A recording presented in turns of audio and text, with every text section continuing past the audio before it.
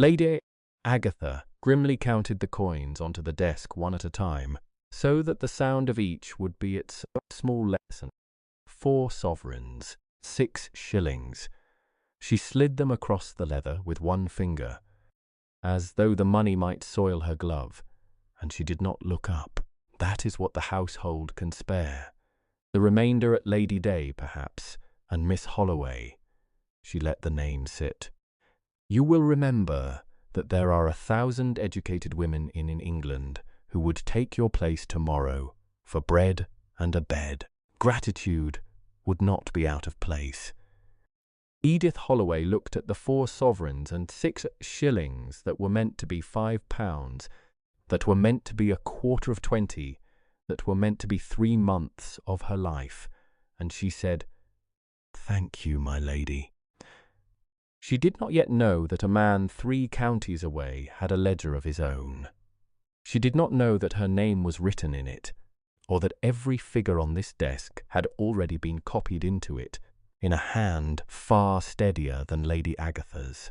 She did not know that by the time the ledger was full, he would own the desk, the room, the house it stood in, and every debt the Grimley name had ever signed.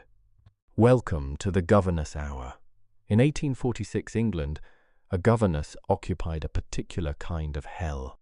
She was too educated to be a servant, and too poor to be a lady, and she belonged nowhere and to no one.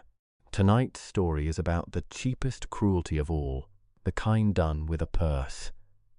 It is about a woman paid £20 a year, paid late, paid short, and told to be grateful for it, and it is about the Duke who read the accounts. Welcome back to the Governess Hour, where the women's society discards become the ones the most powerful men in England cannot live without. Before we dive in, tell me where you are joining me from. Coffee in Melbourne, or a late night in London. Drop your city and your local time in the comments. I read every single one, and this community spans the globe in a way that still astonishes me. Tonight you will meet Edith Holloway, a clergyman's daughter with a head for figures and nothing else in the world, and you will meet the family who decided that her poverty was a convenience to be used. You will also meet Tobias Vane, the Duke of Hartstone, a man who made one fortune before he inherited another, and who knows to the farthing what everything costs, including cruelty. Our story begins at Coldwick Hall in the north of England on Quarter Day, Michaelmas, 1846. There is a date in the Old English calendar that every servant, every tenant, and every governess knew in her bones: Quarter Day. 4 times a year, at Lady Day, Midsummer, Michaelmas, and Christmas, rents fell due and wages were paid. For the family above stairs, Quarter Day was an entry in a steward's book. For Edith Holloway, it was the day she learned whether she would have boots that did not leak through the winter. She had come to Coldwick Hall 2 years before with 1 trunk, 1 good dress, and a letter from the vicar of the parish, where her father had preached for 30 years and died, owing £40 to the bank. The agreement had been plain: £20 a year, paid quarterly, with her room, her board, and her candles found. She was to teach Miss Flora, who was then 7, and Master Abel, who was 5, and she was to keep to the schoolroom floor, and she was to want nothing. The £20 had been a fiction from the first quarter. There was always a reason. At Christmas of her first year, Lady Agatha had deducted 8 shillings for a cracked wash basin that had been cracked when Edith arrived. At Lady Day it had been the cost of her tea, which it transpired was not included in her board after all, and which was reckoned, by some arithmetic Edith was never shown, at £1 4 shillings the quarter. At Midsummer it was candles. The schoolroom allowance had been reduced to 2 tallow ends a week, and anything beyond it was charged against her wages, so that the cost of light enough to mark the children's copybooks after dark came out of her own pocket. By her second Michaelmas, Edith Holloway had been paid, in actual coin, £11 and 3 shillings of the 40 she had earned. She kept the account herself. That was the one thing her father had given her besides his debts. The Reverend Holloway had been a poor man with a precise mind, and he had taught his daughter double-entry bookkeeping at the kitchen table, the way other fathers taught their daughters scripture. And in his house the two had not been so very different. Render unto each column what the column is owed. Edith kept a small black book beneath the loose board under her washstand, and in it, in a hand as fine as copperplate, she entered every figure. Wages due, wages paid, deductions claimed with dates. She did not know why she kept it. There was no court in England that would hear a governess against a baronet's wife.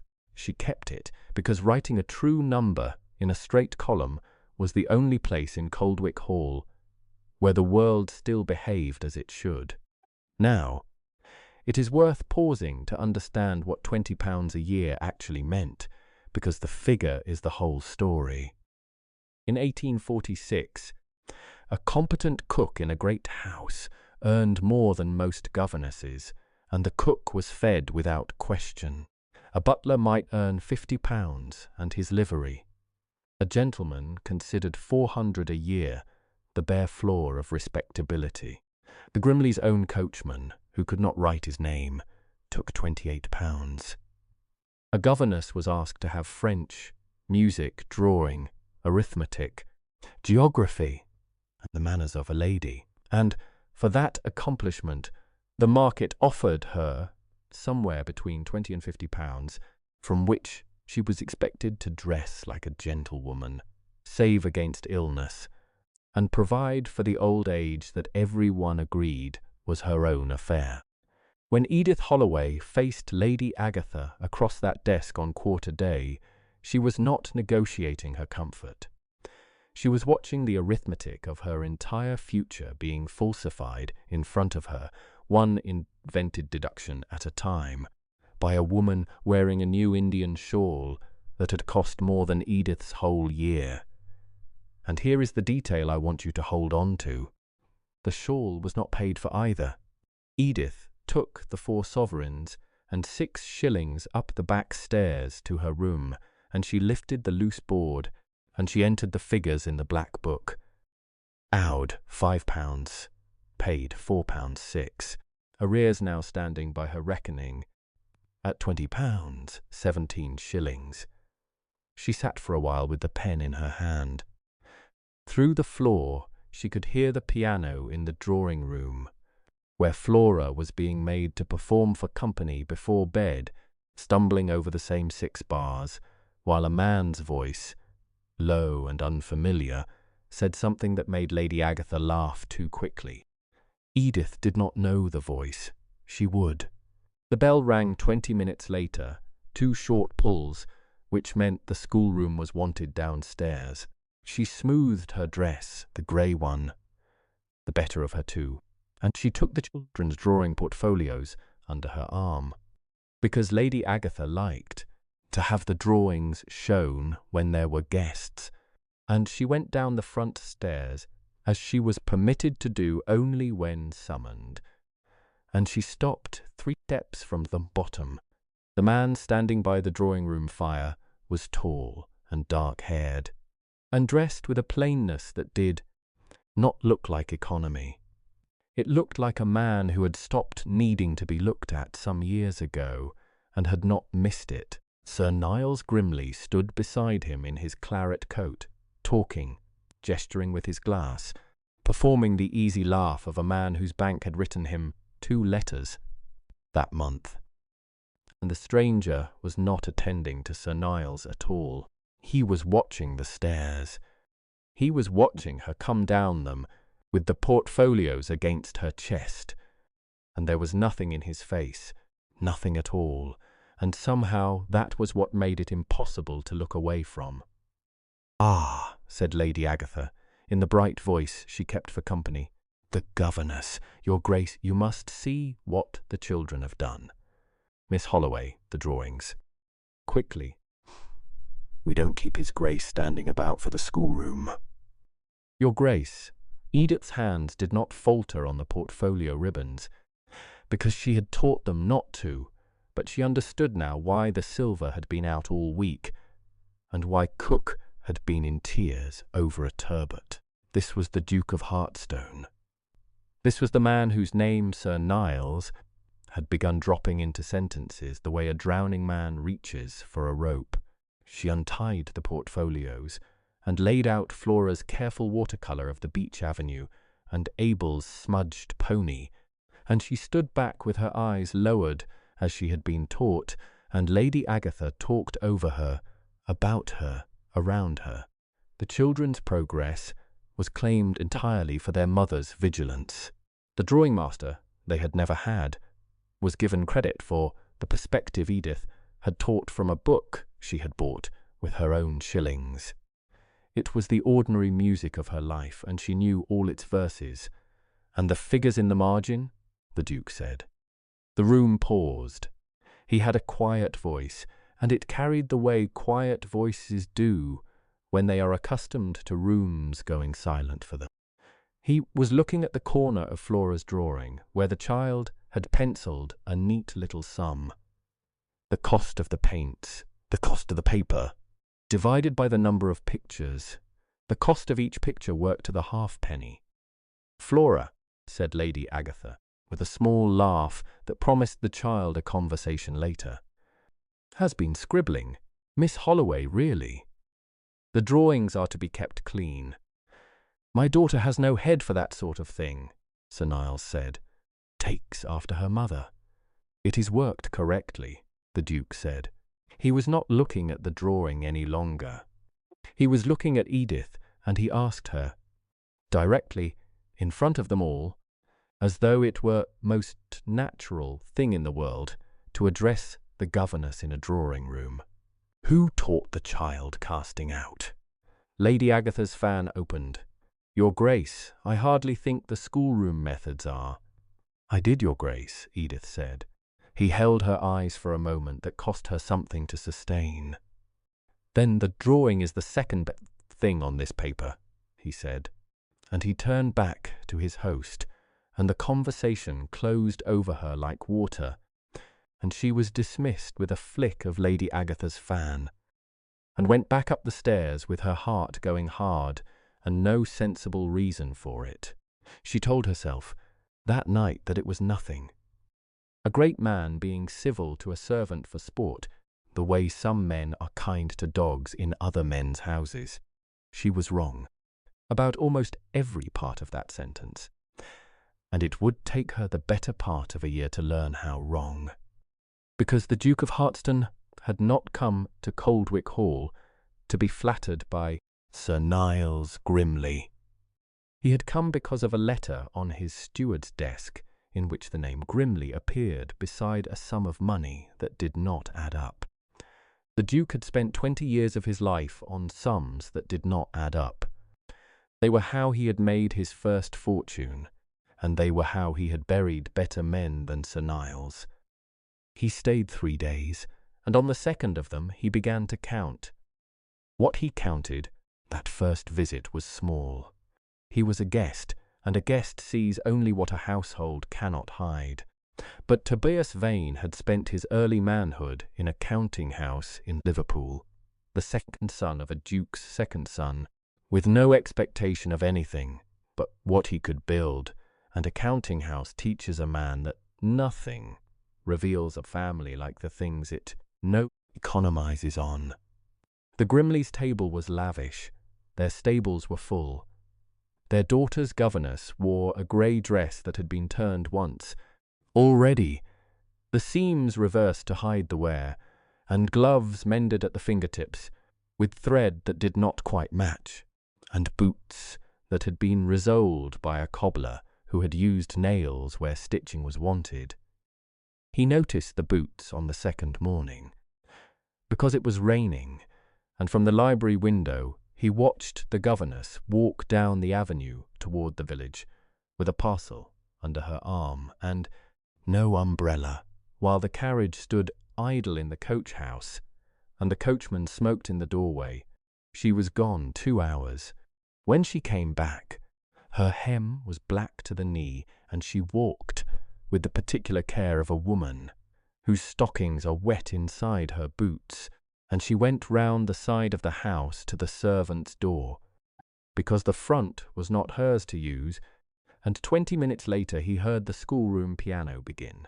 A scale, steady, unhurried, as though nothing at all had happened to the woman playing it. He asked Sir Niles, idly, over billiards, what the parcel post arrangements were in the village. Sir Niles said the village was a dull hole, but the walk was nothing. The servants thought nothing of it. The Duke said no doubt, and took his shot, and made a mark in the ledger he kept behind his eyes, where he had been keeping marks since he was 19 years old, and a Liverpool merchant had taught him that the only honest biography of any man is his cash book. At dinner on the third evening, Lady Agatha performed her household for him the way she performed everything, and the governess was sent for, again, this time to make Flora recite her French, and when the child stumbled, Lady Agatha said, smiling at the table, "You see what we pay for, Your Grace. One does one's best for one's children, and one is robbed in broad daylight. £20 a year.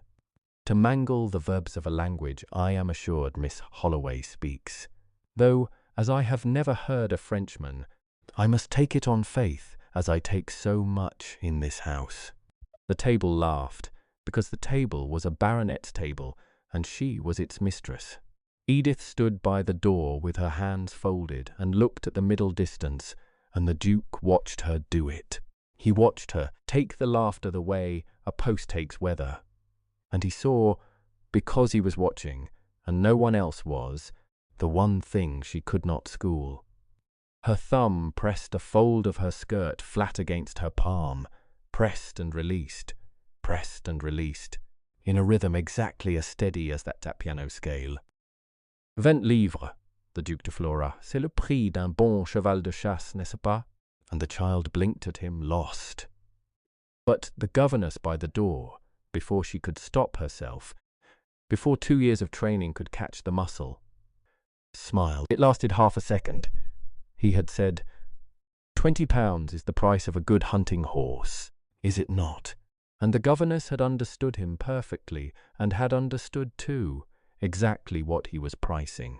Lady Agatha, who had no French, smiled graciously at the compliment she assumed had been paid to her daughter. The Duke left the next morning. He thanked his hosts, accepted Sir Niles's hand and the desperate pressure in it, and paused on the steps where the children had been brought out to wave, the governess behind them like a shadow in grey. "Miss Holloway," he said, "the casting out. Keep on with it. Numbers are the only language in which it is impossible to lie politely." And he got into his carriage and was gone, and Edith Holloway stood on the gravel with her heart doing the hard thing again, and told herself again that it was nothing. Inside, before his carriage had reached the lodge gates, Lady Agatha turned to her in the hall. The company voice was gone. What was left was flat and quick. "You will not put yourself forward with guests again. Casting out. A governess who is clever in front of her betters is a governess who is looking for a new situation. Do I make myself understood?" "Yes, my lady." And the parcel went to Marsh the draper. "You explained the account would be settled at Christmas?" "I explained it, my lady." "His tone?" Edith considered the draper's tone, which had been the tone of a man owed £19 for 2 years, with a sick wife above the shop. He asked that the matter be put before Sir Niles particularly. "Tradesman," Lady Agatha said, and went up the stairs, and the Indian shawl went up with her. Unpaid for, beautiful, indifferent.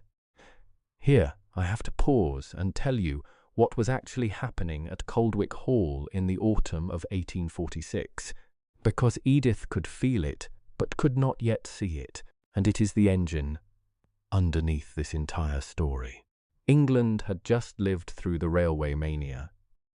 In 1845 and 1846, the whole country lost its mind over railway shares. Parliament approved thousands of miles of new lines, many of which would never be built, and respectable men, clergymen, widows, baronets, mortgaged solid land to buy paper promises, because everyone they dined with was doing the same, and the prices only ever went up, until they went down. Through 1846 and into the years that followed, the calls came due. A man who had paid a deposit on shares was legally bound to pay the rest when the company called for it, whether the shares were now worth anything or not. Families that had been comfortable for 6 generations discovered that comfort had been pledged to a railway that existed only as a line of ink on a map. Sir Niles Grimley had pledged Coldwick Hall to 3 of them, and when a house like that begins to bleed, it does not sell the horses first, or the shawls, or the claret. It is far too visible. It squeezes where squeezing cannot be seen. It shorts the tradesman who cannot refuse the custom. It raids the one wage in the household that has no union, no family, no recourse, and no witness. It squeezes the governess. When Lady Agatha invented a deduction, she was not merely being cruel, though she was being cruel, and she enjoyed it the way some people enjoy any exercise of a muscle. She was moving 4 shillings from the one column in the household that could not complain into the column that kept up appearances. Edith Holloway's turned dress was load-bearing. Her wet boots were holding up the Indian shawl, and one man in England had now seen both and priced both and gone home to Hartstone with the figures. The winter that followed was the hardest of Edith's 2 years. Coal for the schoolroom was cut to 1 scuttle a day, and the schoolroom faced north. She taught the children in their coats through January and made a game of it. The Arctic expedition, Franklin's voyages, latitude and longitude worked with chilblained fingers, because a child who is laughing does not notice that her governess's breath is visible indoors. Abel, who was 7 now and soft-hearted under the bluster he was learning from his father, smuggled her a baked potato from the kitchen in his coat pocket, gravely as ship's provisions, and she thanked him as gravely, and could not eat for a moment for the thing that happened in her throat. Flora was 9, and Flora saw everything. That was the trouble and the gift of her. One February evening, copying her sums while the wind worked at the window frames, the child said, without looking up, "Mamma says you cost too much." "Do you?" And Edith, entering the date in the margin, said, "What do you think a person ought to cost, Flora?" The child considered it with the whole of her serious face. "I don't think people are supposed to cost," she said at last, and went back to her sums, and Edith looked at the top of her bent head and thought, "There is the only true gentlewoman in this house." The black book under the floorboard grew. Christmas quarter day came and went, and what came with it was not money, but an accounting trick, worthy of a far cleverer woman than Lady Agatha. Edith was informed that her wages for the quarter had been applied in full against breakages. The schoolroom ink stain that had been there since the flood, against extra candles, against the cost of Abel's torn jacket, torn climbing a tree, she had told him not to climb, and that she should consider herself fortunate. The family did not pursue the balance. £5 owed, nothing paid. Arrears, by the Black Book's reckoning, £33, 17 shillings. She lay awake that night, doing the only arithmetic that mattered. She had £9 saved in the world, sewn into the hem of her winter petticoat. Her boots would not last until spring. If she gave notice, she would need her last quarter's wages to travel and to live while she sought a place and the wages did not exist, and a governess who left without her employer's good word did not find another place. That was the whole lock of it, and Lady Agatha held the key and knew she held it. But the new year brought 2 letters to Coldwick Hall, and between them they would tear the lock off the door. The first was addressed to Edith herself, and it changed nothing and everything.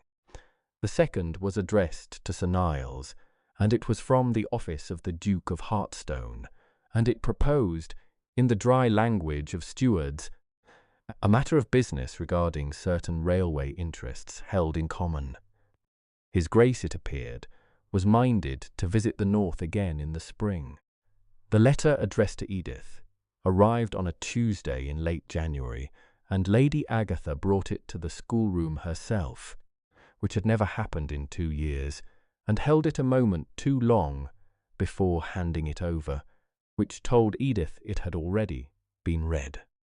It was from a body calling itself the Society for the Relief of Distressed Gentlewomen, with offices in Manchester, and it informed Miss E. Holloway, daughter of the late Reverend J. Holloway of Nether Welford, that her late father's long service had been brought to the Society's notice by a friend of the parish, and that the committee had been pleased to vote her an annuity of £15 per annum, to be paid half-yearly, commencing Lady Day next.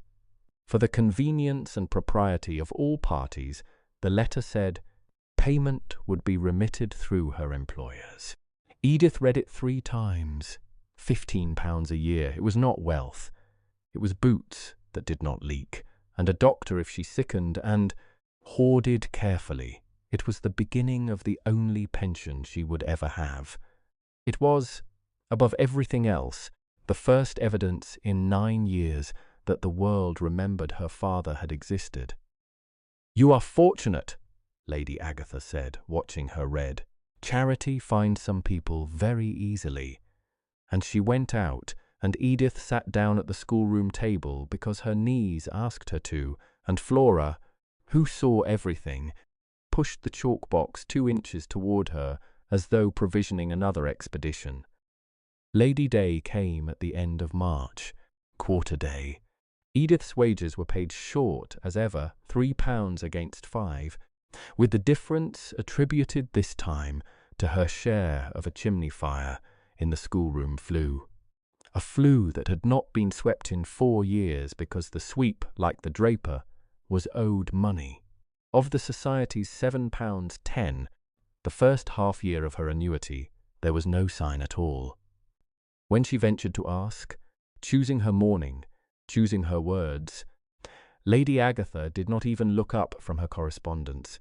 These charitable societies promise the moon in January and deliver nothing by spring. Nothing has come. You may be sure I would have been informed. I should put it from my mind, Miss Holloway.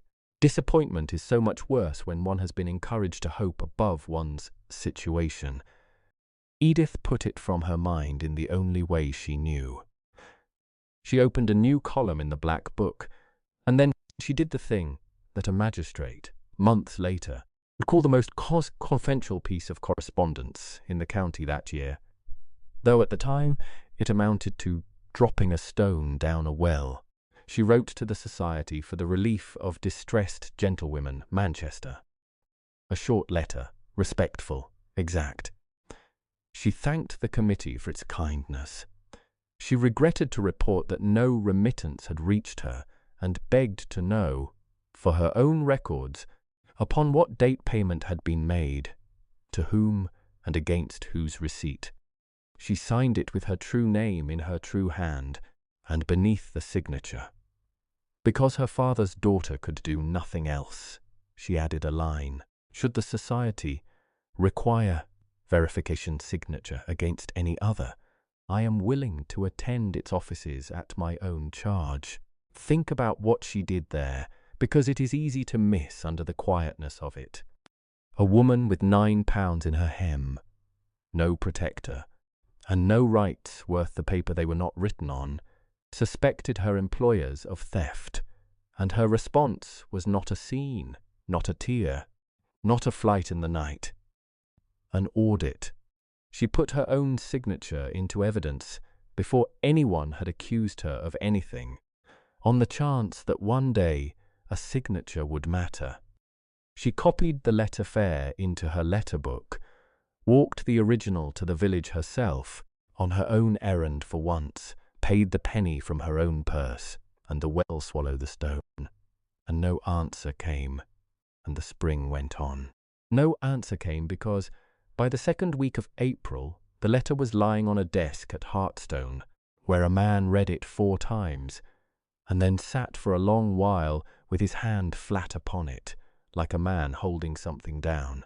Now I know what some of you are thinking, because I would be thinking it too.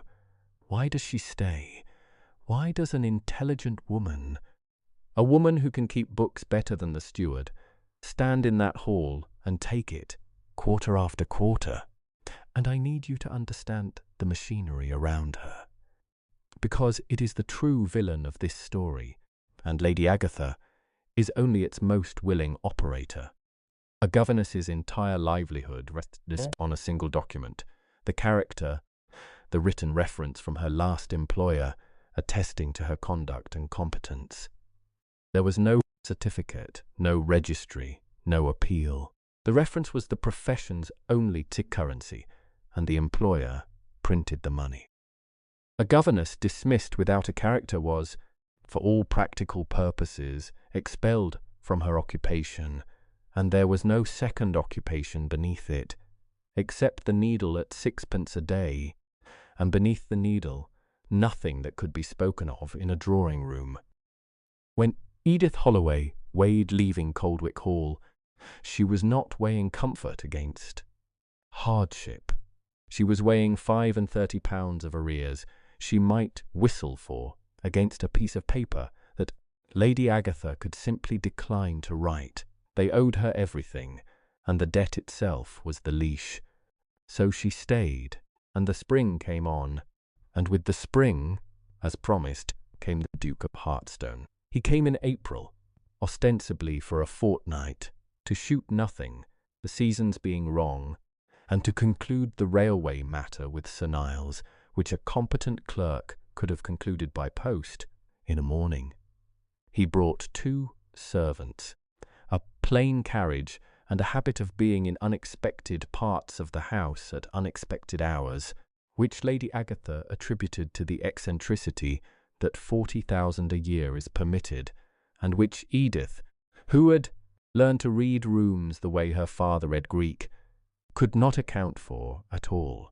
She came round the corner of the long gallery on the second morning with an armful of atlases and nearly walked into him, and he did not step back. He steadied the atlases with one hand flat on the top of the stack, and for a moment the weight of the books was shared between them, his hand and her 2 arms, and the morning went very quiet. "Franklin," he said, reading the spine, "the children are doing the Arctic. We did the Arctic in January, Your Grace." She had not meant to say it like that.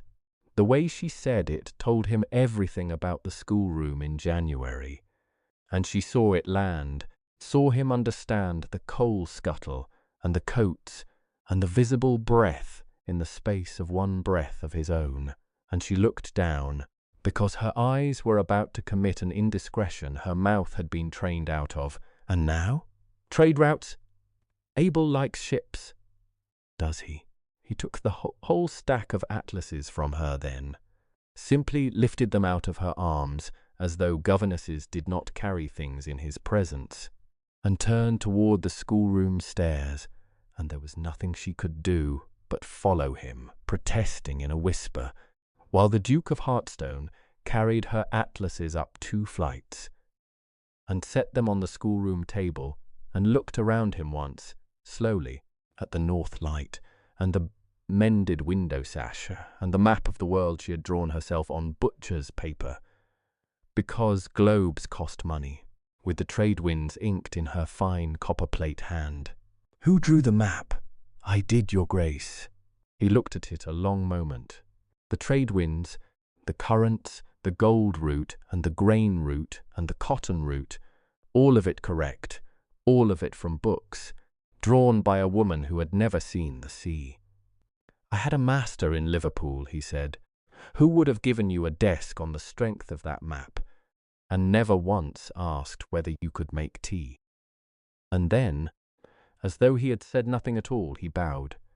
The depth of bow a duke owes a lady, not the nod a guest spares a governess, and went out, and left her standing in her own schoolroom with her heart going like the mail coach and the trade winds of the entire world arranged neatly on the bow wall behind her.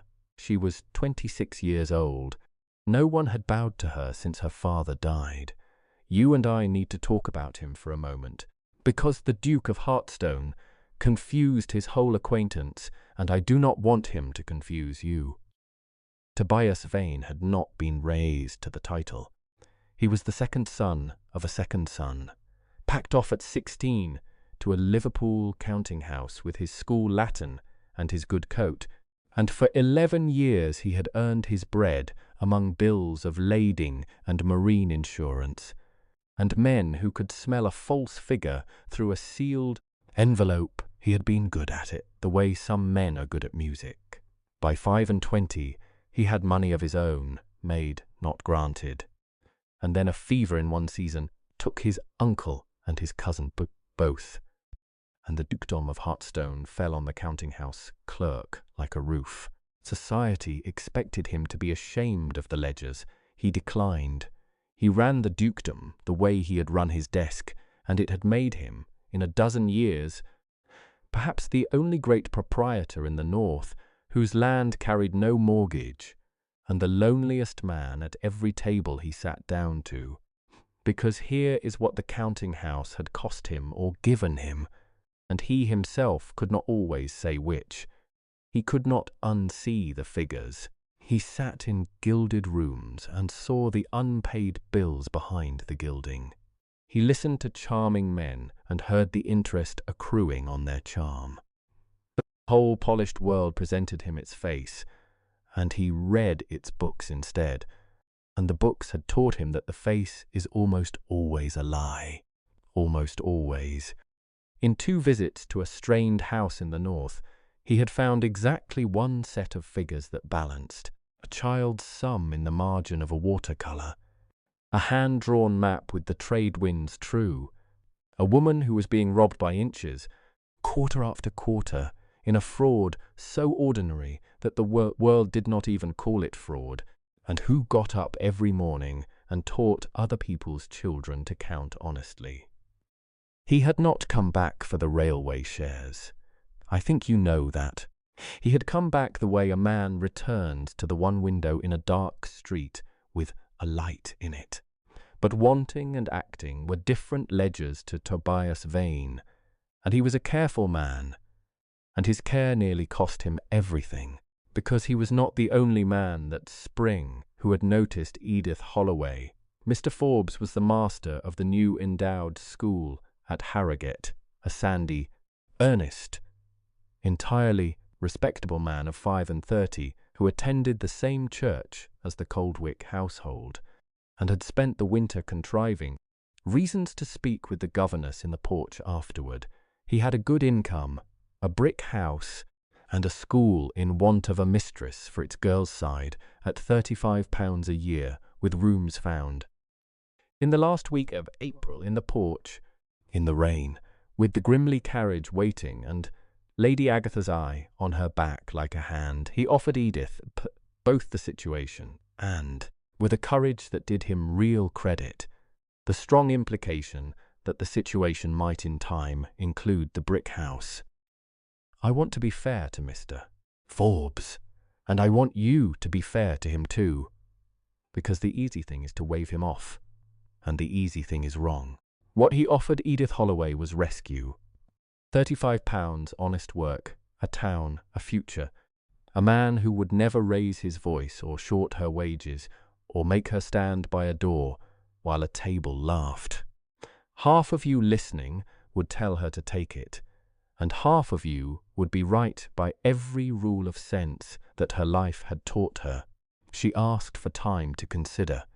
He gave it gladly, because gladness was his nature, and handed her into the carriage, where Lady Agatha sat wrapped in the Indian shawl and said nothing for a mile, and then said, "The schoolmaster will look elsewhere, of course. I could not in conscience give a character to a governess who had spent 2 years cultivating followers at church. You understand me, Miss Holloway. I would be obliged to say what I had seen." And she turned a page of her novel, having mentioned, in the pleasantest way in the world, that the door out of Coldwick Hall was bricked up, and had always been bricked up, and that she herself held the trowel. That Sunday the Duke was at church. In the Coldwick pew, by Sir Niles' anxious invitation, he saw the schoolmaster's face in the porch.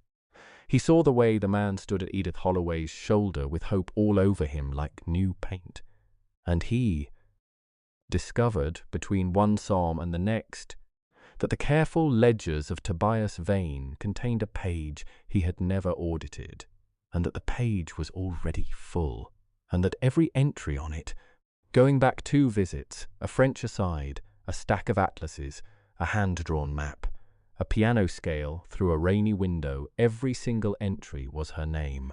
He did nothing for 3 days, that is its confession. A man does not need 3 days to do nothing.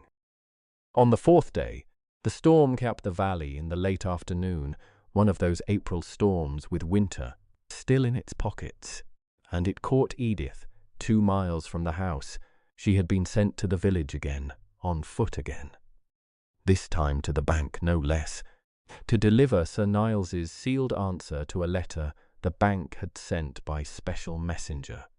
Because the carriage, Lady Agatha explained without looking up, could not be spared on a Thursday. The errand itself should have told the household everything. Baronets in good order do not send the governess to the bank. The rain began as she left the village, and by the bridge it had become weather with intent. The river was already high with the spring melt, brown and fast under the arch, and the wind took her umbrella inside out in the first minute, and then took it entirely. By the time she reached the long rise where the road runs between hedges, she was wet to the skin and cold in a way that had stopped being miserable and started being dangerous.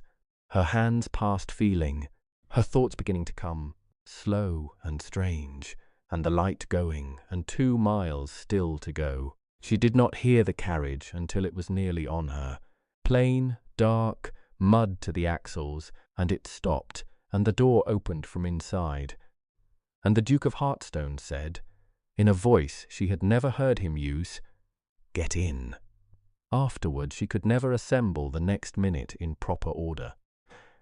His greatcoat was around her before she had finished sitting down, with the warmth of him still in it, and his hands, when hers could not manage the clasp, did the clasp, and that was the second time the Duke of Hartstone touched her, his knuckles at her collar, briefly, deftly, while the rain roared on the roof, and he said something violent under his breath that she chose not to have heard, because it concerned her employers, and agreeing with it would have been a sackable offence. "You are shaking," he said. "It will pass, your grace. It will pass because the brazier is lit, and you are wrapped in half the wool in Yorkshire." He was opposite her, leaning forward, forearms on his knees, close in the small dark of the carriage, and the brazier light moved on his face. 2 miles more, and it would have passed differently. "Do you understand me? Who sent you to the village on foot in this?" She said nothing, which answered him. "On what errand?" She said nothing again, but her hand, of its own accord, had gone to the breast of her dress, where the bank's receipt for Sir Niles's letter sat sodden against her, and she caught the movement and stilled it, and his eyes followed the whole small failure, and something as if he changed and settled, like a column finally to told. "You will not tell me," he said, "because telling me is not yours to risk." "Then I will tell you. and you may correct my figures." His voice stayed level, and the carriage rocked, and the rain came down. "You are owed wages you have stopped expecting to see. There will be a book somewhere, because a mind like yours could no more leave a wrong figure unrecorded than leave a child unfed, and the book will say they owe you £30 more." £35.17, she said. It was out before wisdom could reach it. 2 years of silence, and the rain, and the warmth of his coat, and the simple, unbearable novelty of being asked, and the truest number in her life walked out of her mouth and sat down between them. The Duke did not move for a moment. Then he leaned back slowly, into the dark of the squabs, and what crossed his face was not pity. She could have withstood pity, she had practice. It was arithmetic, finishing. 35.17, he said, and the annuity. The carriage made its small noises. The rain made its great one. "Your Grace," Edith said, very carefully, because the floor of the world had just moved. "I never told you there was an annuity." For 10 full seconds the only sound was the rain. "No," he said at last, "you did not."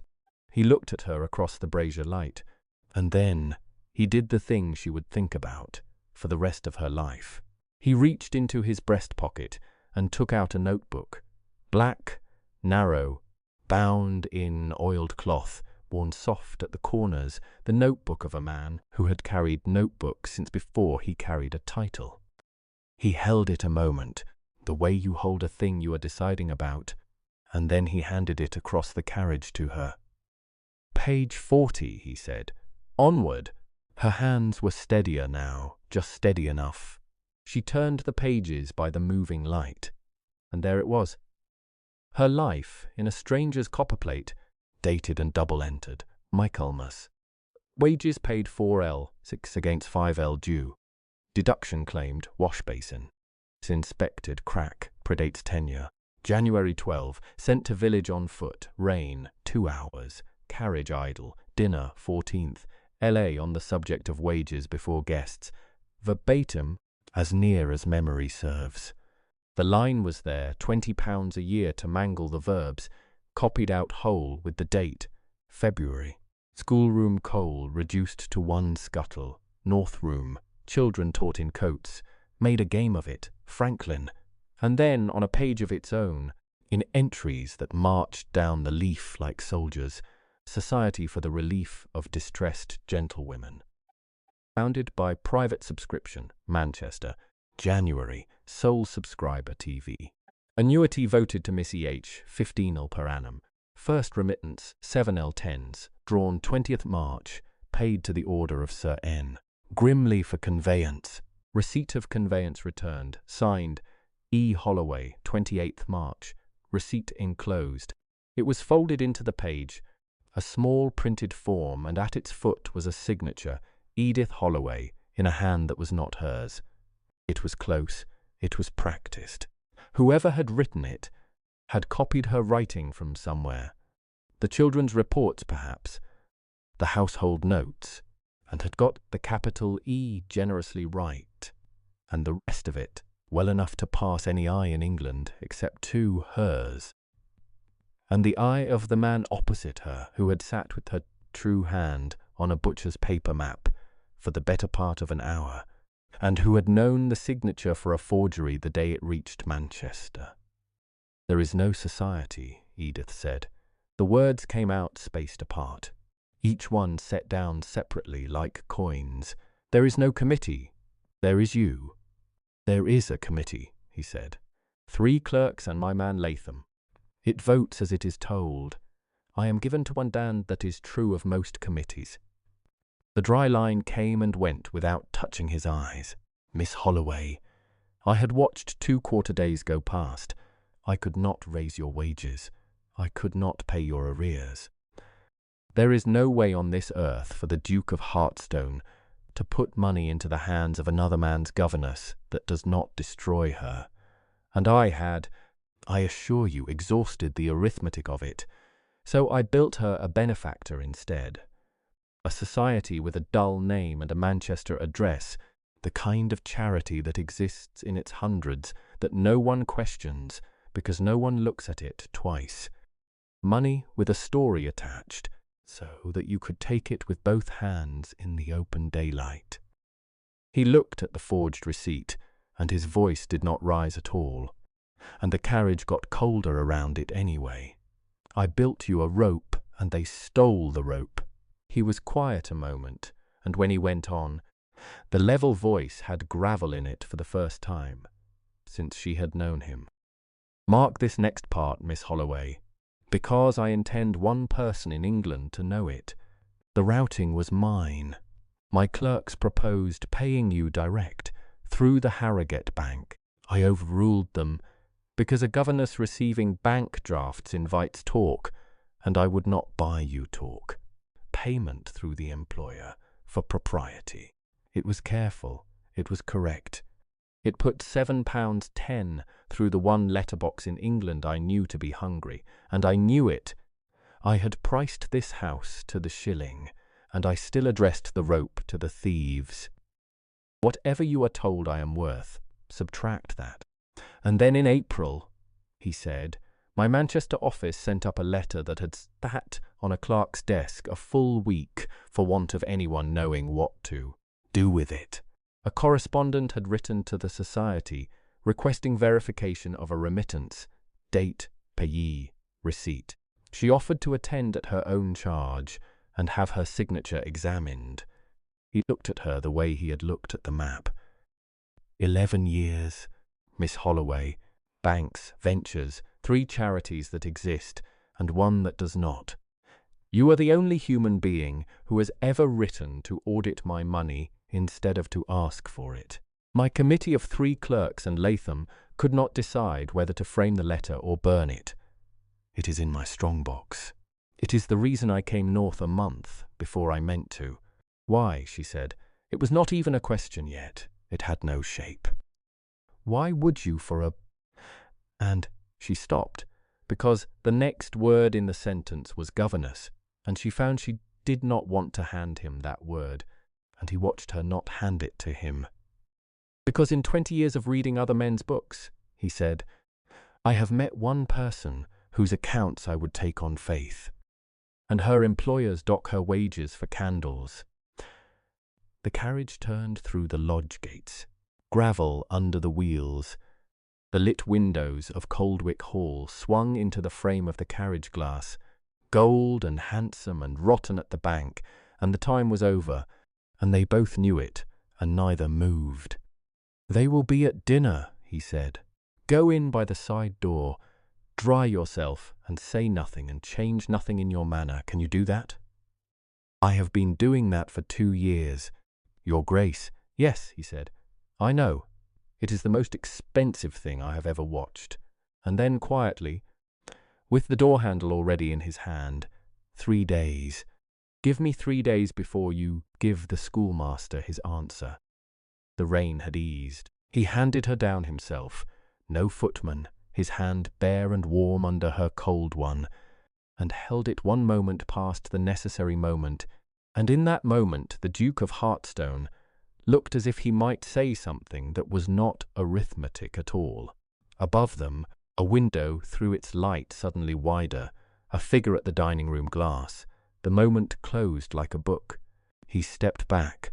She went along the wet gravel to the side door, and the great coat smell of him, rain and cedar and warm wool, went with her all the way up the servants' stair. She did not sleep. You would not have slept either. Somewhere below her, in the dark, stood a man who had founded a charity to smuggle her a future. And somewhere nearer than that, in a desk she dusted past every week, lay a piece of paper with her own name forged upon it, and between those 2 facts the whole architecture of her life was swaying like a bridge in wind. The black book had a new column now. What is owed? What was stolen? And for the first time a third. What was given, secretly, and stolen anyway? Now hold that ledger in your mind, and let me show you what 40,000 a year actually was. because you cannot feel the next part of this story without it. The Duke of Hartstone's income, land, funds and ventures, together, stood at about £40,000 a year. Edith Holloway's wage was 20. That is not a gap, that is a different physics. His income was 2,000 of her years. The interest his money earned while he slept on a single night was more than she had been paid since she arrived at Coldwick. A man like that does not experience a bill the way you and I do.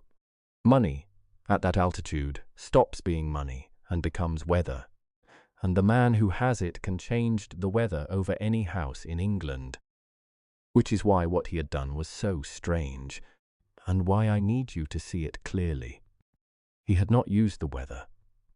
To give £15 to a governess without breaking her, he had crouched down to the scale of her life, built a charity the size of a keyhole, and posted £7.10 through it, the smallest transaction of his adult life. It had taken him more care, the purchase of a shipping line, and Sir Niles Grimley had stolen it through the letterbox.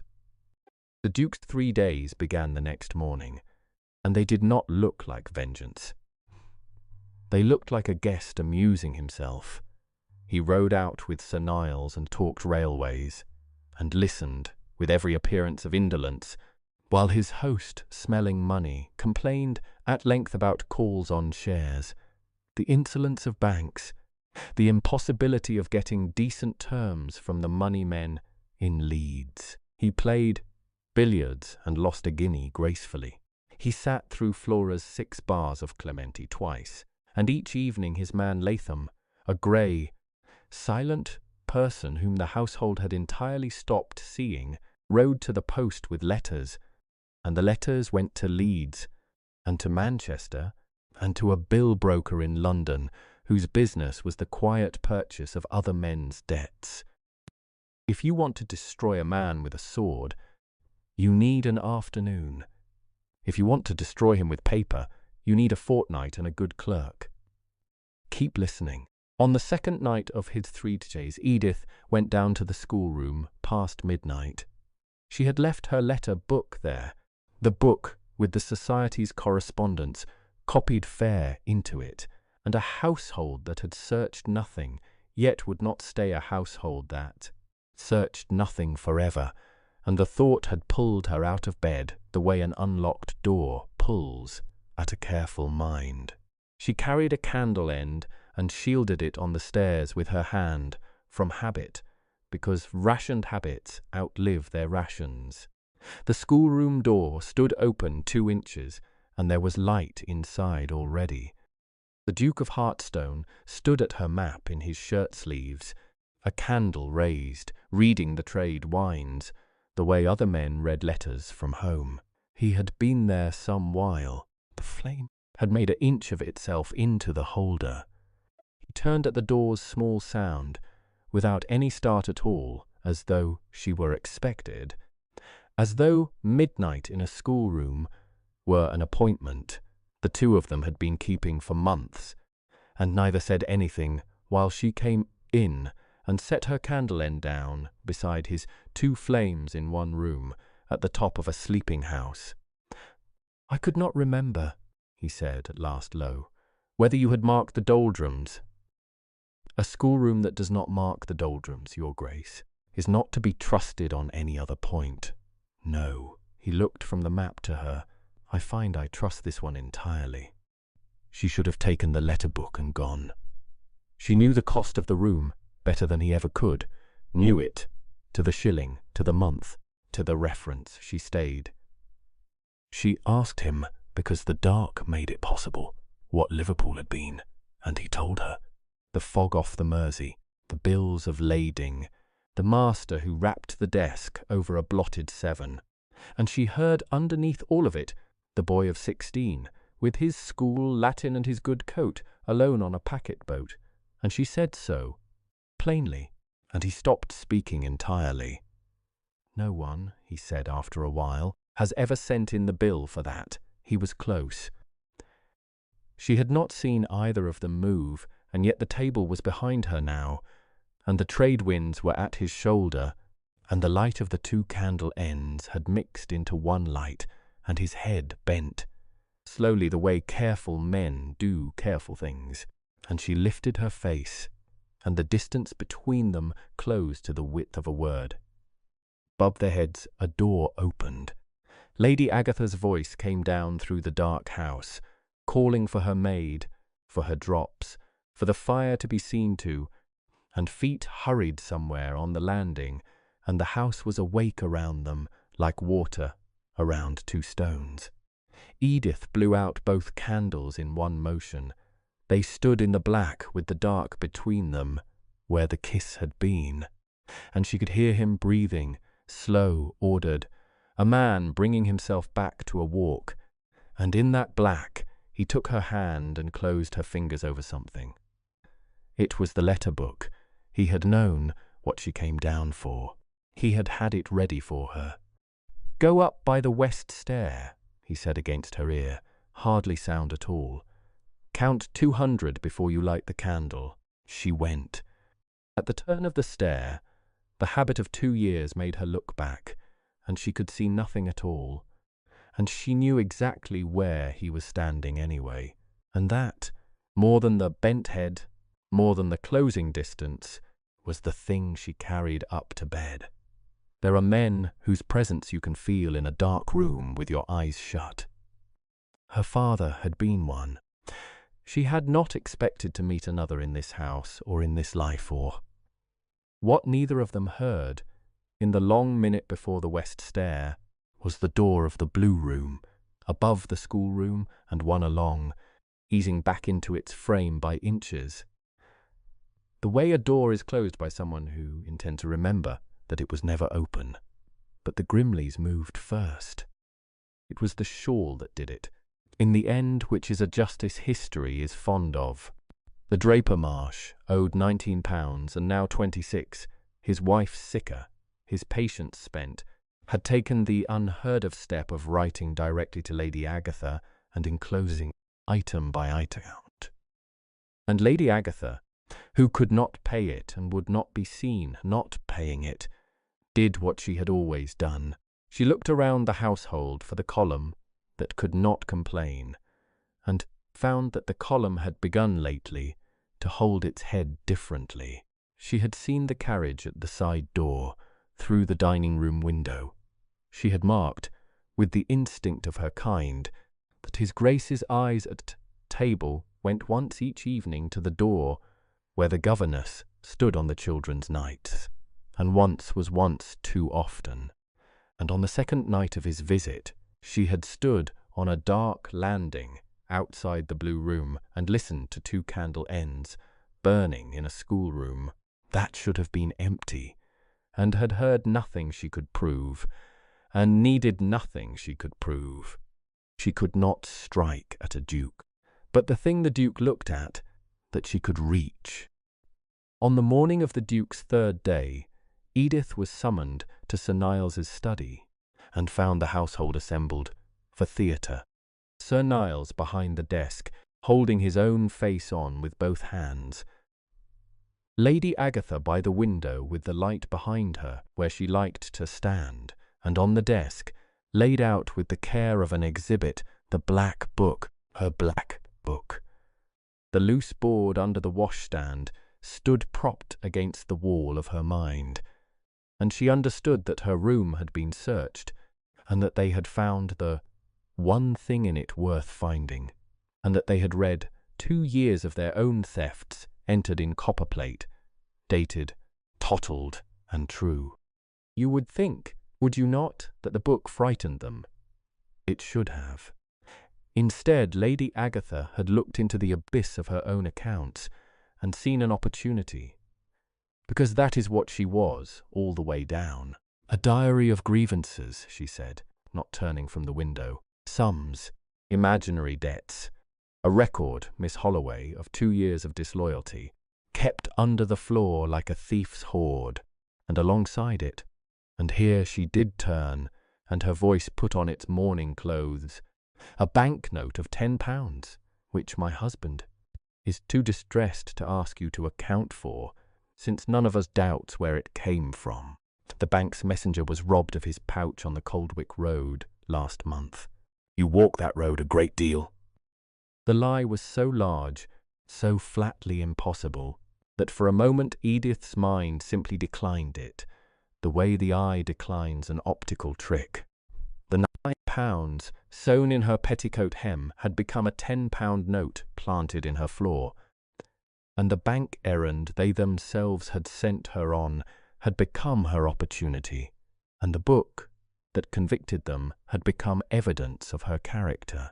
She heard her own voice from a distance, level, absurdly level, saying that she had never in her life touched money that was not hers, and she watched Lady Agatha receive this with the small, sad smile of a woman regretfully confirming a diagnosis. "You will understand character is out of the question," Sir Niles said to the blotter. He had the decency, give him that much, to be unable to look at her, and his hands on the desk were the hands of a man signing something at his own bank's dictation. "In consideration of your father's cloth, we will not bring the magistrate into it. You will be gone by noon. The wages standing will be retained against the household's losses. Latimer will see your boxes searched before the carrier comes."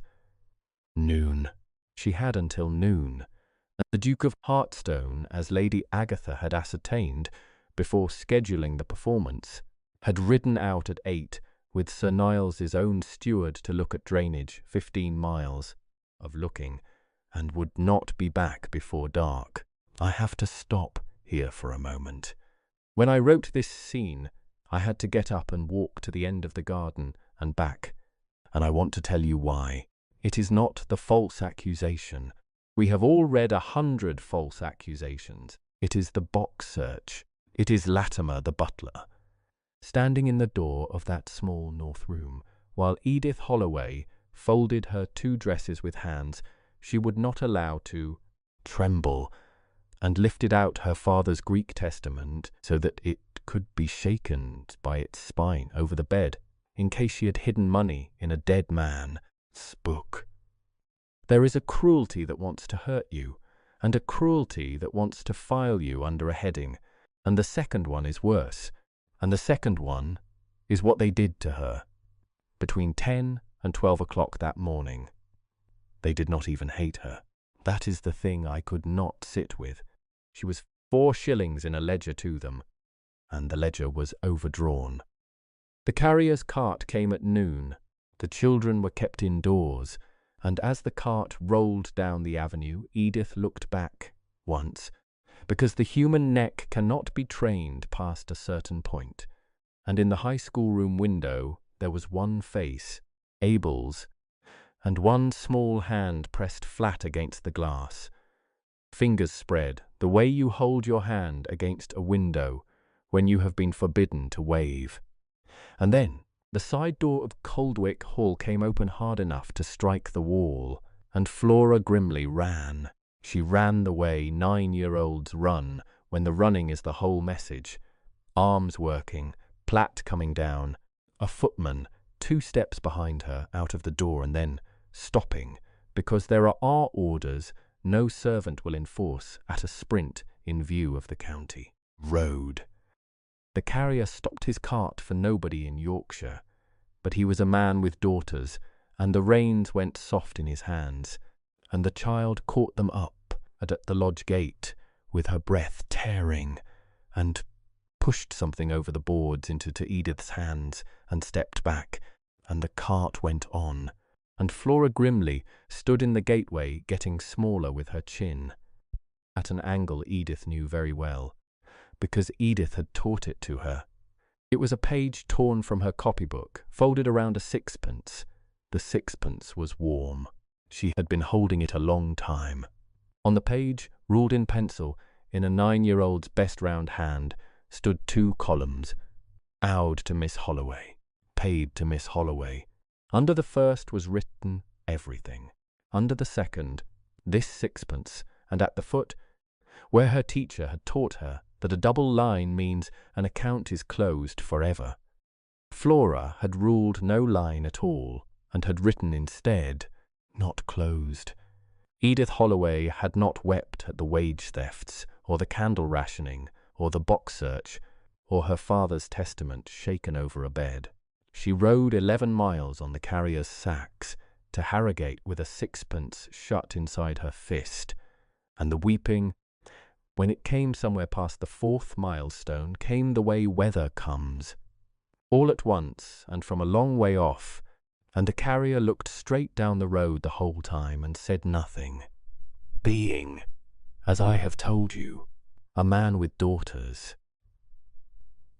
Harrogate held the only door in England she could still knock on. She took a room above an ironmonger's at 4 shillings the week, and she sat down that evening in her coat because the room had no fire, and she did the arithmetic. £9 in her hem, no character, no book, even they had kept the book. 4 shillings a week for the room. She could last the spring. She could not last the summer. In the morning, she washed in cold water and walked to the endowed school and asked for Mr. Forbes. And I will tell you exactly what happened, because both these people deserve the truth told straight. He received her kindly. He was distressed at her appearance, and brought her tea with his own hands, and when she told him, plainly, all of it, because she would not come to any man under a false flag. His face did the thing that faces do when the heart behind them is being overruled, line by line, by the committee that funds the heart. The school had governors, the governors had wives. A mistress for the girl's side, dismissed for theft, unanswered, uncharactered. It could not be carried, he said, and he said it with real misery, twisting his cup, and Edith watched the brick house and the £35, and the honest sandy man fold themselves up and be put away, and she found, to her own surprise, that beneath the cold fear there was a terrible relief like a tooth coming out, because some part of her had already given its answer in a carriage in the rain, and had only been waiting for the world to make the answer unavoidable. She thanked him. She meant it. She walked back to the ironmonger's through the market crowd, woman in grey among the stalls, and that, you would think, is where her trail goes cold. It did not go cold. It went quiet, which is different, and I want to spend a moment inside that quiet with her, because we owe her that much. The room had 1 chair and a window that looked at a wall, and at night that the ironmonger's sign swung on its bracket below her, with a small iron complaint she came to listen for. She allowed herself 1 candle end, an evening from old habit, though no one was rationing her now but arithmetic. She did not unpack the trunk past the 2nd dress. Unpacking is a way of agreeing to stay, and she had not yet worked out what she would be agreeing to. On the 3rd night, she laid everything she owned out on the cot to value it for the pawnbroker, the way her father had valued the furniture, piece by piece. The autumn, the bank first wrote to him, his voice level, her mother's chair priced like a stranger's. She worked down the cot, the good dress, the winter cloak, the little French dictionary, calf-bound, 8 shillings new. She came to the Greek Testament and put it back without a figure, and when she came to the 6pence, she could not set a figure against it at all. She sat a long while with the coin in her palm. It was a 9-year-old's wages, freely paid, and spending it would be no theft, and it would buy a loaf and a half, and she put it instead inside the cover of the Testament, against the flyleaf where her father had written her name the day she was born, the one signature in her life that no one had ever disputed. And she understood, sitting in her coat on the edge of that cot, why she was still ruling columns in a 6-penny book for a life that had perhaps 90 days of figures left in it.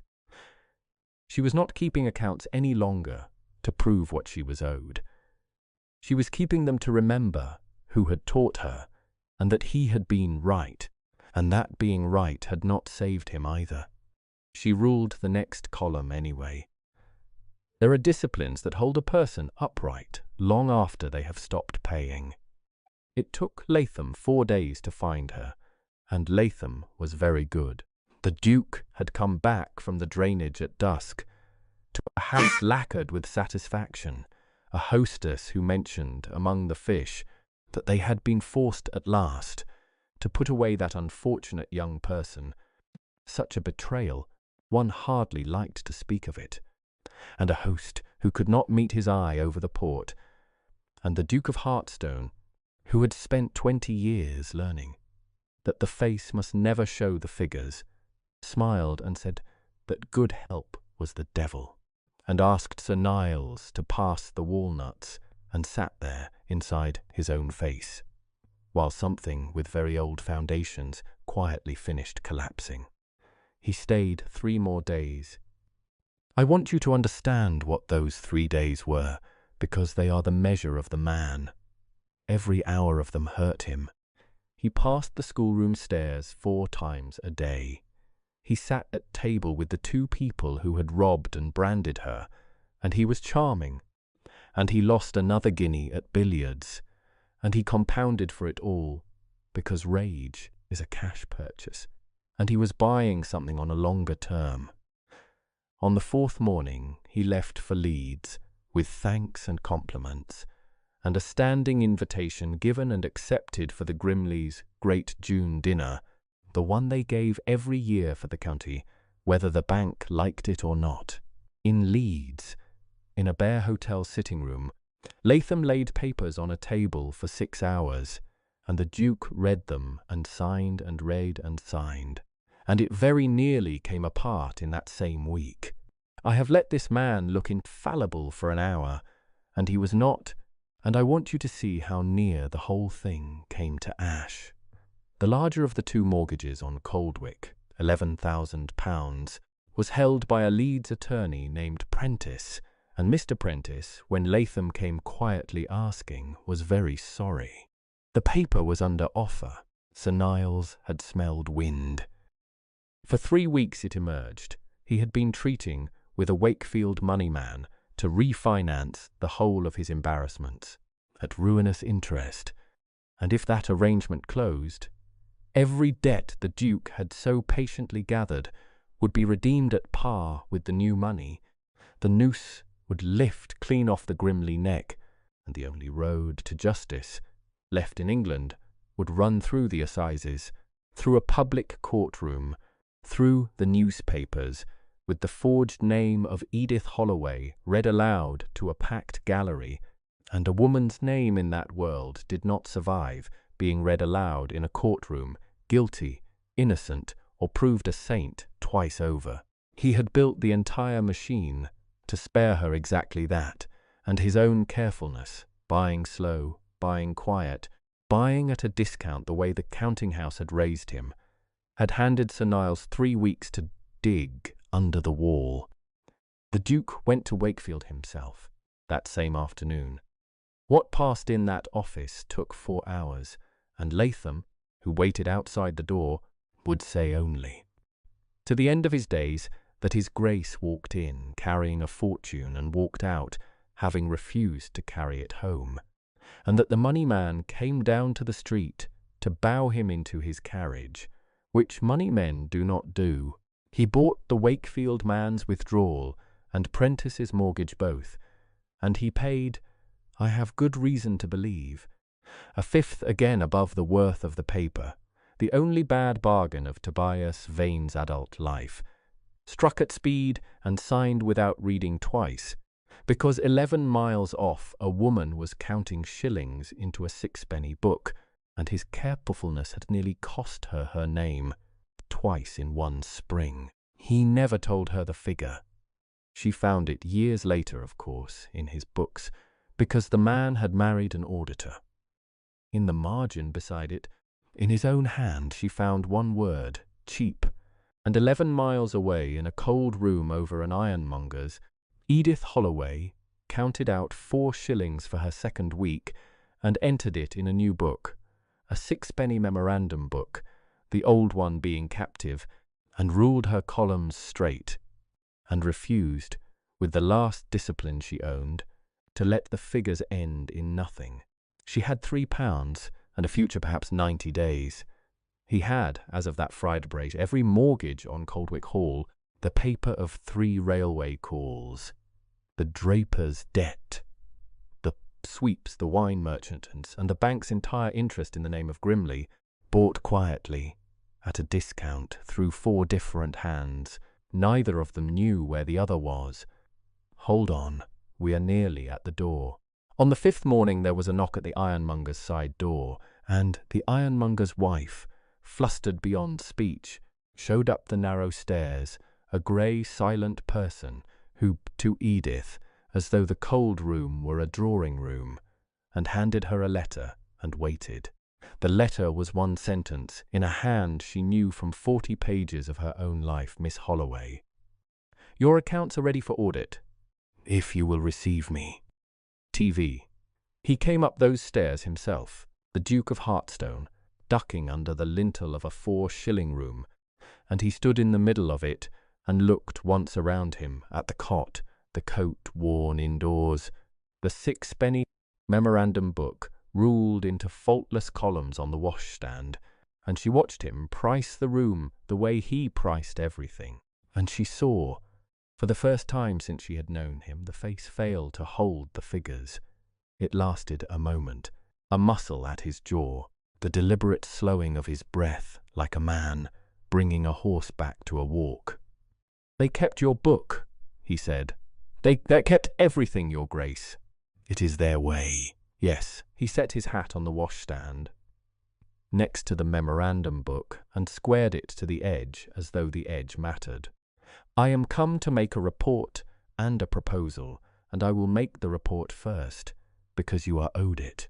The note found in your room was drawn on the Leeds Bank in March as part of a payment to Sir Niles Grimley. Its number is in the bank's book. It was never within 5 miles of any messenger's pouch. The clerk who can swear to it has sworn to it before a magistrate who happens to hunt with me. The receipt for your annuity was signed in a forged hand, and the forgery, I am advised by a man who has hanged people for less, is Lady Agatha's, copied from your reports on the children. And as of Friday last," he said, in the same level voice with which other men remark on rain, "I hold every debt, mortgage, and call against the name of Grimley, all of them, the hall, the land, the stables, the cellar, the shawl. There is not a candle at Coldwick that does not now burn on my sufferance." The room was very quiet.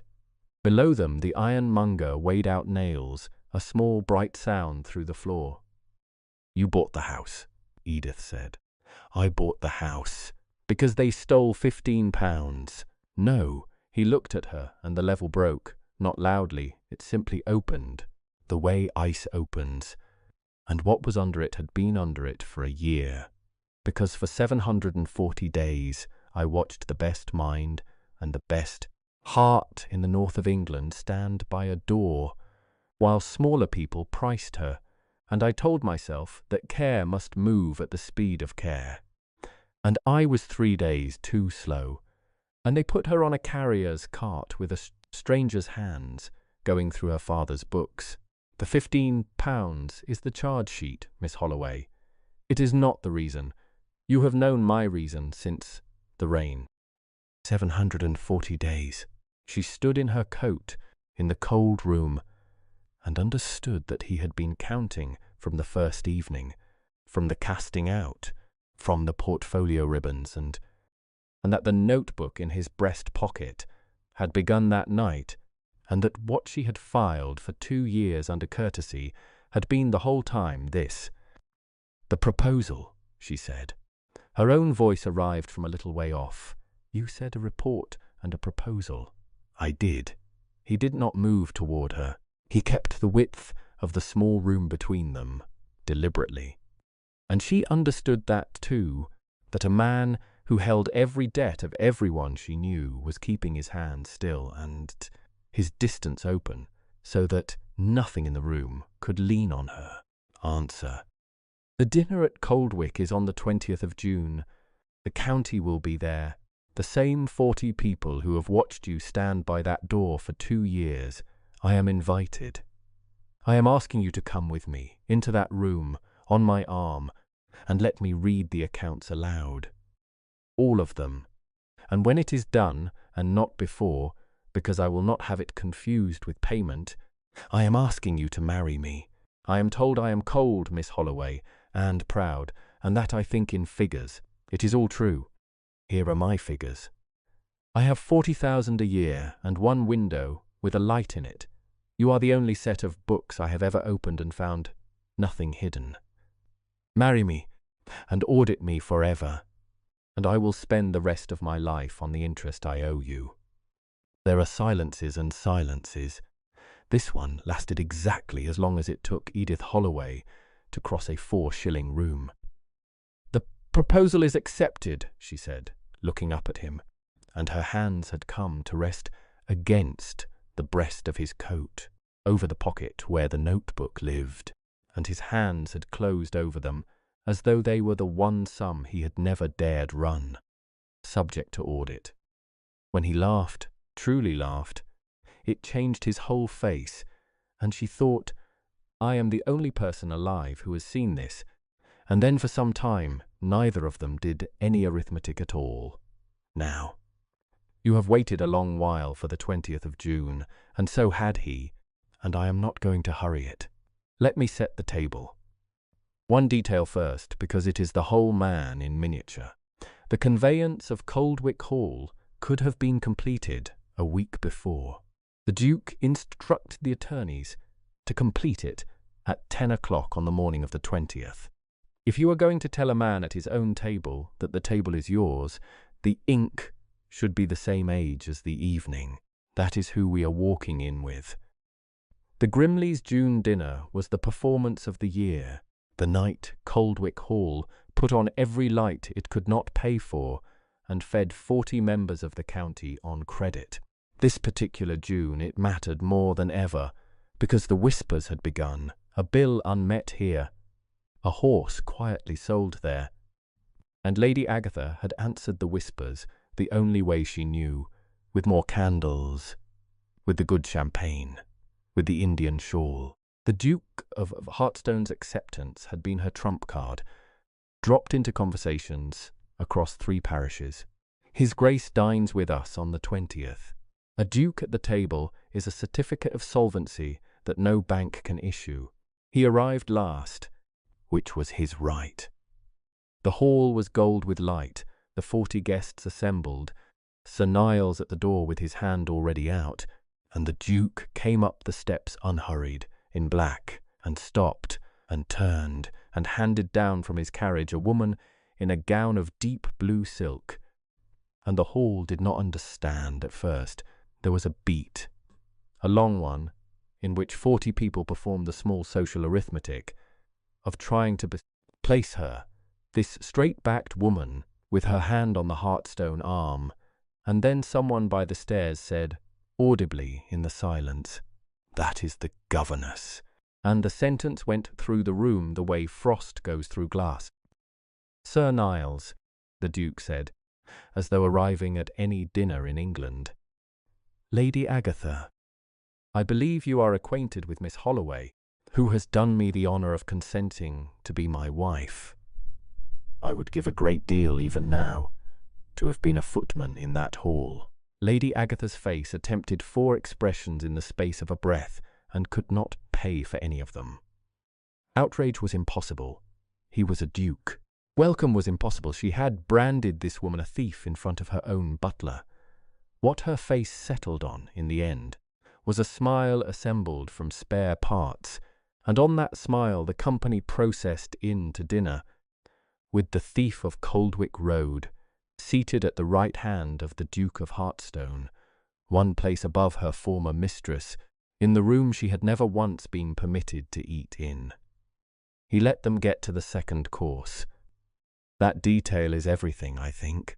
He let the soup go round, and the fish he let Sir Niles tell the long story about the bishop. He let the table relax by degrees into believing the evening might somehow be survived. He was teaching them, though they did not know it yet, what the last 2 years of her life had been. The waiting for the blow is the blow. Then, between the fish and the saddle of mutton, in the natural pause, the Duke of Hartstone took out a notebook, black, narrow, worn at the corners, and laid it open beside his glass, and said, into the candlelight, in the voice that quiet rooms are made for, before the toasts, I find I owe the company an accounting. Many of you, he said, will have wondered at my engagement. Some of you have been wondering aloud since the hall. The lady at my right was, until April, governess in this house, at a wage of £20 a year. I am going to tell you what that meant, with figures, because I am a tedious man, and figures are all I have. Lady Agatha, you will correct me where my memory fails. Lady Agatha's glass had stopped halfway to her mouth, and would remain there, a small monument for some time. Christmas, 1844. Wages due, £5. Paid, £4.12. The difference retained for a wash basin, cracked before Miss Holloway ever entered this county. Lady Day. Wages docked, £1 4s for tea, the tea having been promised with her board. Midsummer. Candles.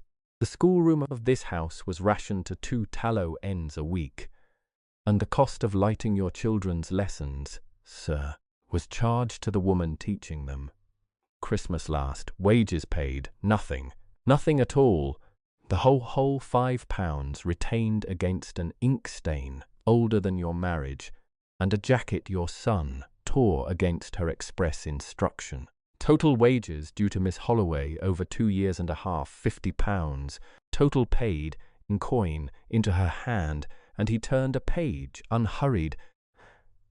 £14 3s. She walked your errands to the village, because the carriage could not be spared. She taught your children in her coat.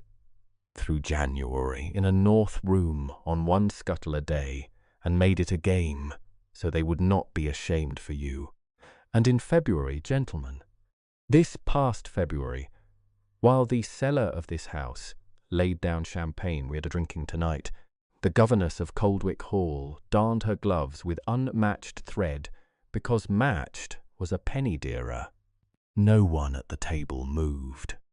40 people had stopped eating by silent consent, and the footmen stood against the walls like figures on a frieze.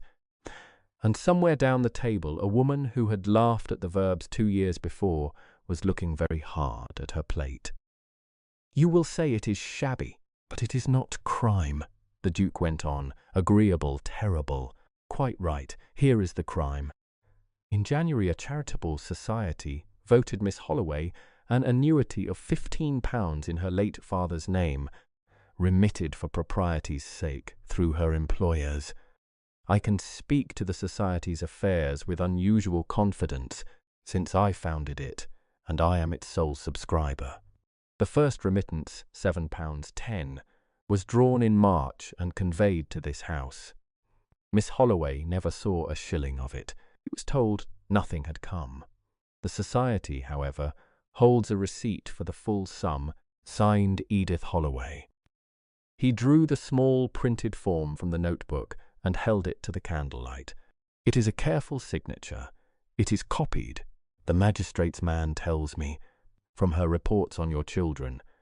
It is also, since the lady was sitting beside me in Harrogate, on the day she purportedly signed it, a forgery, uttered to steal from a charity, which I am advised is a matter for the assizes, and the Society, I should tell the company, did not discover the theft. Miss Holloway discovered it. In April, with £9 in the world and no protector living, she wrote to Manchester requesting audit of her own benefactor, date, payee, receipt, and an offer to attend at her own charge and have her signature examined against any other. That letter sits in my strong box beside the receipt. One of those 2 documents is a forgery. and the other is the bravest piece of bookkeeping I ever expect to read, and this household produced them both. When this lady at last came too near the truth of where her money was going, a banknote was placed beneath the floorboard of her room, a note whose number the Leeds Bank traces directly to a payment made to you, Sir Niles, in March, and she was searched. Branded a thief in front of your servants, refused the character that is a working woman's whole estate, and put on a carrier's cart at noon. You kept the arrears too, I confess. That detail above all the others has stayed with me. £35, 17 shillings, retained. Your butler told her, against the household's losses, taken off a woman you were putting into the street, to settle, among other things, the account of a shawl. He closed the notebook. Now to my accounting, for I have been busy as well. As of Friday, the 8th of June, I hold the 3 railway calls against you, the mortgages on Coldwick, both of them, the bank's paper, and the debts of every tradesman you have starved while this table ate, the draper marsh among them, whose wife, you will be relieved to hear, is mending, and whose £19 I settled with interest. The sum of it is this, and the company may check my figures. Coldwick Hall has belonged to me since 10 o'clock this morning. You are dining. All of us are dining in my house.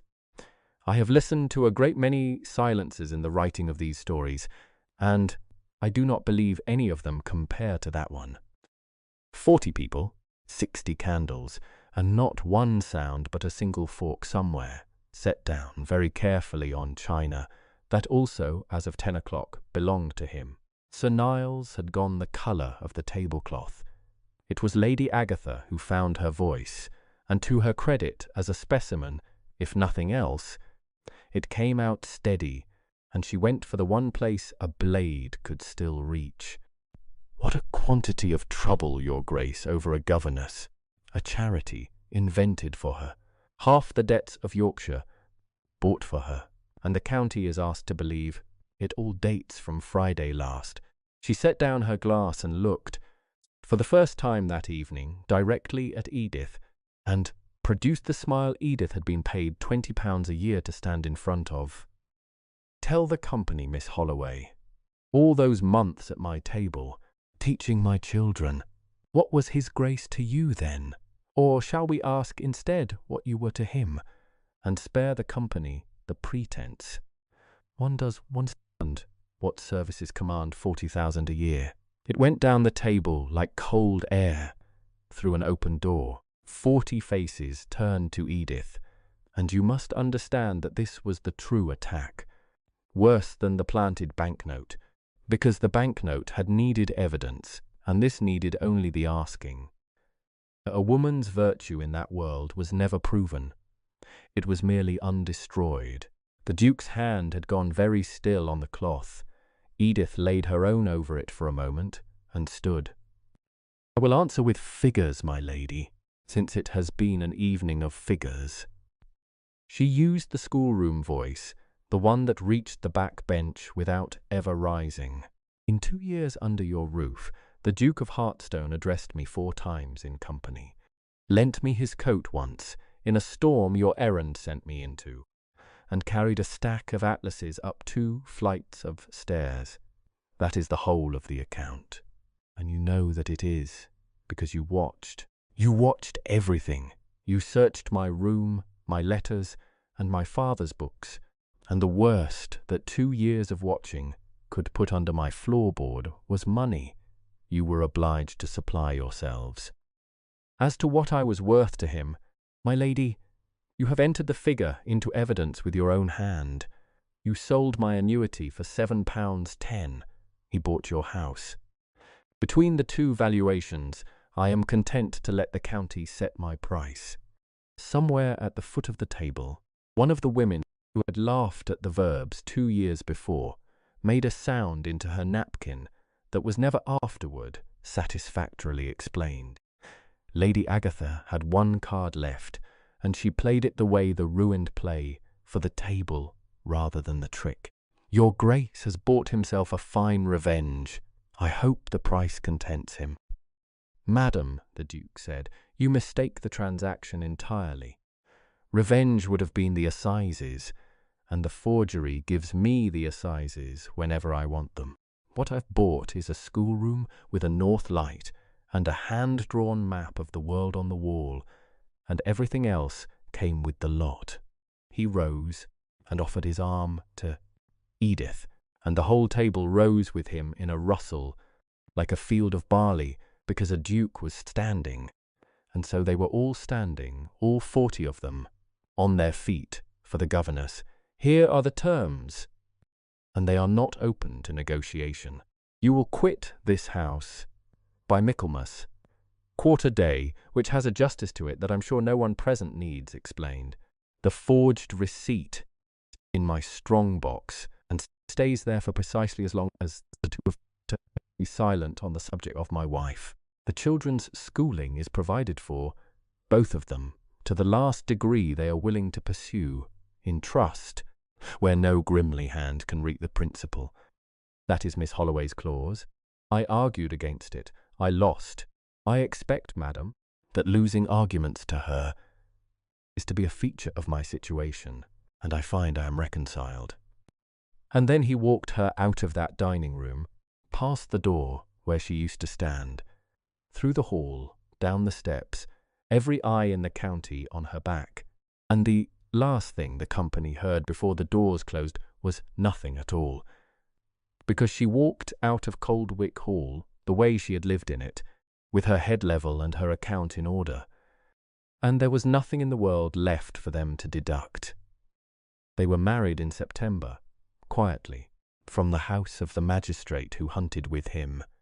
She wore blue, the deep blue silk of the 20th of June, because, she said, it had been to one battle already, and ought to see the peace, and the vicar who had written her first character stood in for her father, and got through the giving away on the second attempt. Latham, the grey, silent person, was discovered to be capable of tears, and made no effort at all to be discovered otherwise. And then there was the register. I had not understood until I wrote this story that a wedding in that world ends at a ledger, the vestry, the book, the witnesses, the ruled lines. The Duke signed first. Hartstone, one word, the hand of a man who had signed 10,000 pages. Then he gave her the pen, and the vestry went very still, because every person in it knew what a signature had nearly cost her. Edith Holloway wrote her name in her true hand, unhurried. The loops her father had taught her at a kitchen table in Nether Welford, the capital E that a thief had practised for a week, and never once got the spirit of, and when it was done, she looked at it a moment, the last time that name would ever be written by anyone, and laid the pen in the crease of the book, the way a tool is laid down when the work is finished, and finished well. The Duke looked at the page longer than she had. "Witnessed," he said, to the vicar, to the room, to the law of England, to whatever else was listening, and entered. On their wedding morning he had given her 2 gifts. The first was a deed. Coldwick Hall, hers outright, hers alone, secured to her under settlement, in a way that even the law of England, which did not love wives, could not unpick. She turned it into what you have perhaps already guessed, and what the north of England would know for 40 years as the Holloway School, where girls without money were taught languages, music, drawing, and double-entry bookkeeping, taught by governesses paid £60 a year, paid quarterly, paid in full, paid on the day. There was a brass plate by the door of the north schoolroom. It read, "Light found," and beside the plate, in a small frame under glass, hung a page torn from a child's copybook, 2 columns ruled in pencil, with a 6pence set into the corner of the frame. The new girls always asked. The Duchess gave every class of them the same answer, that it was the founding capital of the school, paid in full at a lodge gate on the Coldwick Road, by the youngest investor the house would ever have, and that no capital in the history of England had returned more. The second gift was smaller, a black book, narrow, bound in oiled cloth, her own, the one they had confiscated, which Latham had quietly recovered along with everything else in that house. He had added one page at the back, in his own hand, every figure she was owed, wages, arrears, the annuity, entered, tottled, and paid, with interest computed at 5% from the date of each theft, and beneath the total, where an accountant rules the double line. That means a matter is closed forever. He had written instead, balance outstanding, one window, lit, payable for life. The Grimleys quitted Coldwick on quarter day, and removed to a hired house in Harrogate, 4 streets from an ironmonger's shop, where Lady Agatha lived another 30 years on a brother's grudging annuity, telling a story about ingratitude that the town had long since stopped buying, and where, I am happy to report, the Draper Marsh's prosperous establishment declined her custom to the end of her days. Flora wrote to Edith every month of her life. She grew up to keep the books of the Holloway school, and then to direct it, and if you had asked her, in her old age, where her education began, she would have told you about latitude. Worked in a freezing room, with chalk and laughter, by a woman her family paid £20 a year and robbed of half of it, who taught her that a true number in a straight column is a prayer of its own, and every quarter day at Hartstone, for the rest of their lives, the Duchess paid the household wages herself. Every servant, every groom, every governess of every child they had came to her in the hall, and was paid in full, in coin on the day. With her own hands, the Duke used to watch from the gallery. He said it was the best return on capital in England. So now I'll ask you what I have been waiting the whole story to ask. What is the smallest theft anyone ever committed against you, the one that was only shillings, only convenience, only what you could not refuse, and how long did you carry it? Because I think we tell ourselves these small ones don't count, and I think Edith Holloway's Black Book says otherwise. Tell me in the comments, and tell me what you would have done at that dinner table. Between the fish and the mutton, when he laid the notebook by his glass, and as always, tell me where in the world you are listening from, and what time it is there, because this community of people who know exactly what it costs to be underestimated is the reason I keep these stories coming. If this one moved you, subscribe and stay with me, because the next story is already on my desk, and I will only say this about it. The humiliation is quieter. And the Duke is angrier, and I had to take 3 walks to finish it. Until then, keep your accounts true and your head level. I will see you in the next story.